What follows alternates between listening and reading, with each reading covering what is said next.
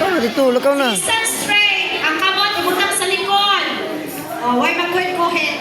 Lalis dito ka sa gilid. Ito. Para makita na yung kagwapo. Dito ba? Anak.